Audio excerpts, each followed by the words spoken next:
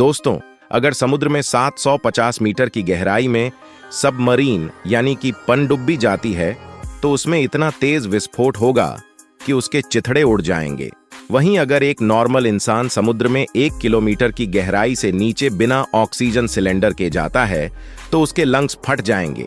वहीं अभी तक समुद्र की सबसे गहरी झात जगह चैलेंजर डीप है, जो लगभग 11 किलोमीटर की गहराई में है, जहां अब तक 8 लोग जा चुके हैं और जिंदा वापस आ चुके हैं।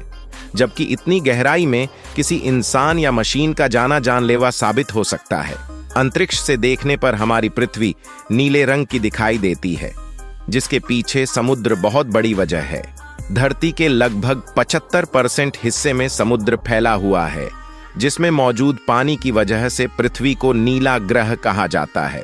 लेकिन क्या आपने कभी सोचा है कि समुद्र के नीचे कौन सी चीज है जहां हम समुद्र के अंदर नहीं बल्कि समुद्र के नीचे मौजूद चीजों का पता लगाने की बात कर रहे हैं? समुद्र के नीचे क्या है?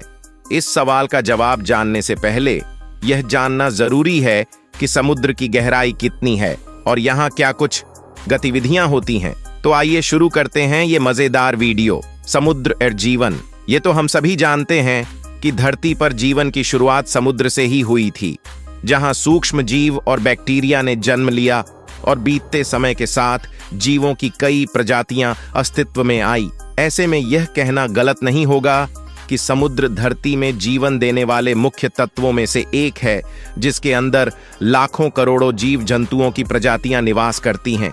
आज तक इंसान समुद्र का सिर्फ 5% हिस्सा ही खंगाल पाया है। ऐसे में समुद्र के बाकी 65% हिस्से में क्या है, ये कोई नहीं जानता। लेकिन वैज्ञानिक समय समय पर समुद्र के अंदर विभिन्न चीजों की खोज करने के लिए रिसर्च करते रहते हैं, जिसके तहत इंसान एक हद तक समुद्र की गहराइयों तक पहुंचने में कामयाब हो पाया है। प्रशांत महासागर के मारियाना ट्रेंच में मौजूद चैलेंजर डीप को पृथ्वी की सबसे गहरी झात जगह के रूप में जाना जाता है। इस जगह की गहराई 10,902 से 11,022 मीटर यानी कि 11 किलोमीटर के करीब है। इस जगह पर सूर्य की रोशनी नहीं पहुंचती और चारों तरफ घना अंधेरा होता है। इतना ही नहीं, चैलेंजर डीप में पानी का प्रेशर इतना तेज होता है कि वहां तक पहुंचना किसी भी इंसान या मशीन के लिए जानलेवा साबित हो सकता है।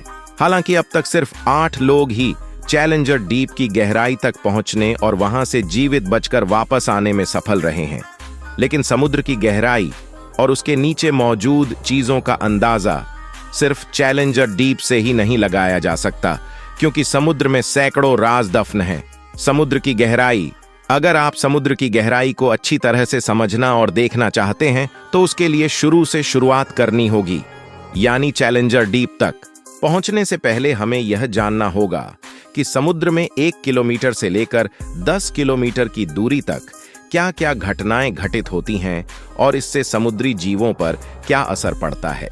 अगर आप समुद्र में 1 किलोमीटर की गहराई में जाएंगे तो एक सामान्य इंसान बिना ऑक्सीजन सिलेंडर के इस गहराई तक भी तैर नहीं पाएगा। एक इंसान ज्यादा से ज्यादा 800 फीट की गहराई तक ही तैर सकता है। उसे नीचे जाने पर उसे सांस संबंधी समस्याएं होने लगती हैं।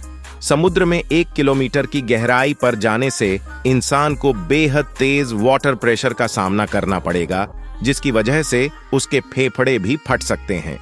हालांकि जलीय जीवों के लिए यह प्रेशर बिल्कुल भी जानलेवा नहीं होता है, इसलिए समुद्र में 1 किलोमीटर की गहराई में मछलियों समेत दूसरे जलीय जीवों की विभिन्न प्रजातियां निवास करती हैं। वहीं समुद्र की सबसे बड़ी शिकारी मछली यानी ब्लू व्हेल अपने शिकार की तलाश में 500 मीटर की गहराई तक जाने की क्षमता रखती है, जबकि आमतौर पर यह मछली 300 से 350 मीटर की गहराई में निवास करती है। अगर आप इससे आगे समुद्र की गहराई में जाते हैं तो आपको 750 मीटर की गहराई में पनडुब्बियां नजर आएंगी। ये पनडुब्बियां पानी के अंदर रहकर दुश्मन देश की गतिविधियों पर नजर रखती हैं, ताकि समुद्र से किसी प्रकार का हमला न किया जा सके। लेकिन 750 मीटर से ज्यादा गहराई में जाने पर पनडुब्बी पानी का प्रेशर नहीं झेल पाती और कुछ ही मिनटों में फट जाती है। यानी 800 मीटर की गहराई तक जाने पर आपको तापमान बेहद कम महसूस होने लगेगा। यह वह जगह होगी जहां सूर्य की रोशनी न के बराबर पहुंचती है। इसी वजह से समुद्र की उस गहराई में बेहद ठंडा तापमान होगा, लेकिन कुछ जलीय जीव उस तापमान में भी खुद को जीवित रखने की कला सीख चुके हैं।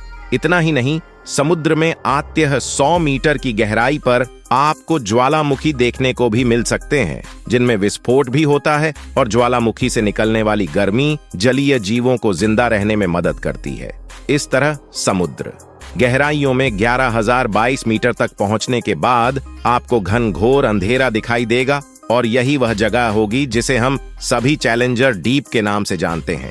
ये गहराई इतनी ज्यादा है कि अगर दुनिया के सबसे बड़े पहाड़ यानी माउंट एवरेस्ट को चैलेंजर डीप में उल्टा डाल दिया जाए तो उसकी छोटी भी चैलेंजर डीप की गहराई को छू नहीं पाएगी और 3 किलोमीटर की दूरी पर रुक जाएगी। हालांकि वैज्ञानिकों द्वारा निर्मित कुछ एडवांस मशीनें चैलेंजर डीप की गहराई तक पहुंचने में सफल हो पाई हैं ताकि वहां के माहौल का पता लगाया जा सके। लेकिन चैलेंजर डीप के बाद समुद्र के नीचे क्या है, यह सवाल अभी भी जस के तस बना हुआ है। क्या है समुद्र के नीचे? अगर आपको लगता है कि समुद्र के नीचे विभिन्न प्रकार के जीव जंतु निवास करते हैं या फिर वहां सोना चांदी मौजूद होगा, तो आप बिल्कुल गलत हैं। समुद्र के नीचे क्या है, यह जानने से पहले पृथ्वी की संरचना को समझना बेहद जरूरी है, क्योंकि पृथ्वी की संरचना ही यह तय करेगी कि समुद्र के निचले हिस्से में क्या कुछ मौजूद है। पृथ्वी की सबसे ऊपरी लेयर को क्रस्ट कहा जाता है, जहां हम नदियां, पहाड़, समुद्र और अनेकों जीव जंतु निवास करते हैं।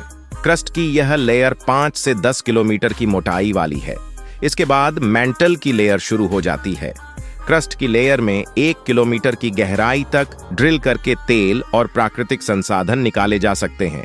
हालांकि लगातार होती खुदाई की वजह से आधुनिक समय में प्राकृतिक संसाधन और तेल 1 किलोमीटर के बजाय 2 किलोमीटर की गहराई में प्राप्त होते हैं। इसी तरह समुद्र की गहराई में रहने वाले जीव जब मर जाते हैं तो उनकी बॉडी सालों साल तक पानी में डिकम्पोज होती है और आखिर में कच्चे तेल में तब्दील हो जाती है। लेकिन इसका मतलब यह नहीं है कि समुद्र के नीचे कच्चा तेल मौजूद है, क्योंकि डिकम्पोज की प्रक्रिया सालों साल चलती है। ऐसे में इतनी ज्यादा मात्रा में तेल का निर्माण तो संभव नहीं है। फिर समुद्र के नीचे क्या है? असल में समुद्र के नीचे भी पानी ही पानी मौजूद है, लेकिन यह पानी समुद्र से नहीं आता है। पृथ्वी की संरचना और यहाँ जीवन की शुरुआत होने से पहले वातावरण तैयार हुआ और मौसमी चक्र की शुरुआत हुई, जिसके परिणाम स्वरूप धरती पर सालों साल तक बरसात होती रही। आसमान से बरसती इस पानी को पृथ्वी के जमीनी हिस्से ने काफी गहराई तक सोख लिया। वहीं बरसात का कुछ पानी नदियों और झरनों में मिलकर सीधा समुद्र में चला जाता था।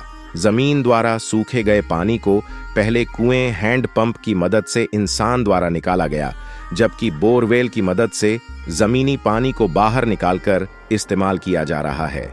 हालांकि पृथ्वी पर इंसान का इतिहास ज्यादा पुराना नहीं है, जबकि धरती पर करोड़ों साल तक बरसात होती रही। ऐसे में सवाल खड़ा होता है कि आखिर इतने सालों तक पृथ्वी पर बरसने वाला पानी कहां गया? तो इसका जवाब है समुद्र के नीचे। जी हां, आपने बिल्कुल सही सुना। समुद्र के नीचे कुछ और नहीं बल्कि सालों साल से इकट्ठा हुआ बरसात का पानी मौजूद है। आसमान से बरसा यह पानी जमीन के अंदर समुद्र के नीचे बराबर मात्रा में फैला हुआ है और सालों से स्टोर है। करोड़ों साल तक चले जलचक्र के कारण यह पानी क्रस्ट के नीचे और मेटल के ऊपरी हिस्से में जाकर जमा हो गया। इन्हीं 2 लेयर्स के बीच हमारा समुद्र भी मौजूद है। इसलिए यह कहा जा सकता है कि समुद्र के नीचे कुछ और नहीं बल्कि सालों पहले बरसात के जरिए धरती पर आने वाला पानी मौजूद है। समुद्र के नीचे बहती हैं नदियां। ये सुनने में थोड़ा अजीब और अविश्वसनीय लगता है कि समुद्र के नीचे भी पानी ही पानी मौजूद है, लेकिन इस थ्योरी को कई वैज्ञानिकों ने रिसर्च द्वारा सही साबित किया है। समुद्र के नीचे क्या है, इस बात का पता लगाने के लिए वैज्ञानिक कई साल से रिसर्च कर रहे थे, जिसके परिणाम स्वरूप सबसे पहले मैक्सिको के समुद्र के नीचे नदी की खोज की गई। वैज्ञानिकों ने इस नदी का नाम सिनोटी एंजेलिटा रखा, जो कहीं कहीं पर 115 फीट समुद्र के नीचे बहती है और उसका पानी ताजा नहीं बल्कि खारा है। इसी तरह ब्लैक सी के नीचे भी दुनिया की 6ठी सबसे बड़ी नदी मिली थी, जो 100 फीट नीचे समुद्र में बहती है। इस नदी की रफ्तार 6 किलोमीटर घंटे है, जो हर बहाव के साथ 22,000 क्यूबिक लीटर पानी लेकर चलती है। वैज्ञानिकों का मानना है कि सालों साल से समुद्र के नीचे इकट्ठा इस जल को समुद्री लहरों और सूर्य के प्रकाश की वजह से गति मिलती है, जिसकी वजह से यह पानी नदियों में तब्दील हो जाता है। हालांकि वैज्ञानिकों का मानना है कि समुद्र के नीचे पानी सिर्फ एक जगह जमा नदियों के रूप में ही नहीं है, बल्कि यह झरनों के रूप में भी हो सकता है। समुद्र के नीचे कैसे बहती हैं नदियां? वैज्ञानिकों ने जब इस बात का पता लगाया कि समुद्र के नीचे नदियां बहती हैं, तो उनके बहाव के पीछे की वजह जानने के लिए लोग उत्साहित होने लगे।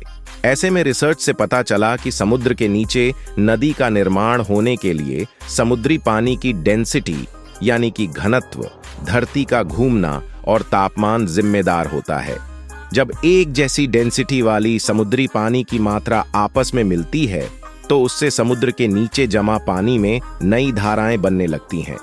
ये छोटी छोटी धाराएं एक साथ मिलकर बड़ी धारा का निर्माण करती हैं, जिसके परिणाम स्वरूप समुद्र के नीचे नदियां बहने लगती हैं। इसके अलावा समुद्र में सूर्य की रोशनी अलग अलग जगहों पर अलग अलग प्रकार से पड़ती है। ऐसे में समुद्र में किसी हिस्से का पानी बेहद ठंडा होता है, तो किसी जगह पानी बेहद गर्म होता है। समुद्री पानी के तापमान में इस तरह की विभिन्नता की वजह से समुद्र के नीचे जमा पानी में धाराएं या हलचल पैदा होती है, जिसके बाद समुद्र के नीचे नदी का निर्माण हो जाता है। हालांकि इन दो कारणों के विपरीत समुद्र के नीचे नदियों का निर्माण होने के लिए धरती के घूमने की प्रक्रिया को सबसे ज्यादा जिम्मेदार माना जाता है। पृथ्वी लगातार अपनी धुरी पर घूमती रहती है, जिसकी वजह से जमीन के अंदर जमा पानी में कंपन और हलचल होती है। यही हलचल छोटी छोटी धाराओं को जन्म देती है, जिससे एक बड़ी धारा का निर्माण होता है और परिणाम स्वरूप समुद्र के नीचे नदियां बहने लगती हैं। समुद्र के नीचे धरती के घूमने की वजह से निर्मित होने वाली सबसे बड़ी नदी को गल्फ धारा के नाम से जाना जाता है। यह नदी इतनी बड़ी है कि अगर दुनिया के सभी नदियों का पानी एक साथ मिला दिया जाए, तब भी गल्फ की धारा का आकार बड़ा ही होगा। इस धारा में बहने वाले पानी को अंतरिक्ष में घूम रही सैटेलाइट से भी आसानी से देखा जा सकता है, क्योंकि इसका नीला रंग जल्दी से ध्यान खींचता है। इसलिए यह कहना गलत नहीं होगा कि मौसमी चक्र की वजह से धरती पर सालों साल तक वर्षा हुई और उसका पानी धरती के अंदरूनी हिस्सों में जाकर इकट्ठा हो गया। वर्तमान में यही पानी समुद्र के नीचे नदियों और झीलों के रूप में बह रहा है। अब तो आप समझ ही गए होंगे कि समुद्र के नीचे क्या है और वह समुद्र के निचले हिस्से तक कैसे पहुंचा। यकीनन पृथ्वी के निर्माण से लेकर उसकी संरचना और वास्तविक स्थिति सब कुछ बहुत ही रहस्यमयी है, जिन्हें सुलझाने का प्रयास इंसान सालों से कर रहा है। अब यह देखना दिलचस्प होगा कि समुद्र के नीचे मौजूद पानी में भी जीवन संभव है या नहीं। इस बारे में आपकी क्या राय है? कमेंट सेक्शन में जरूर बताइएगा। धन्यवाद।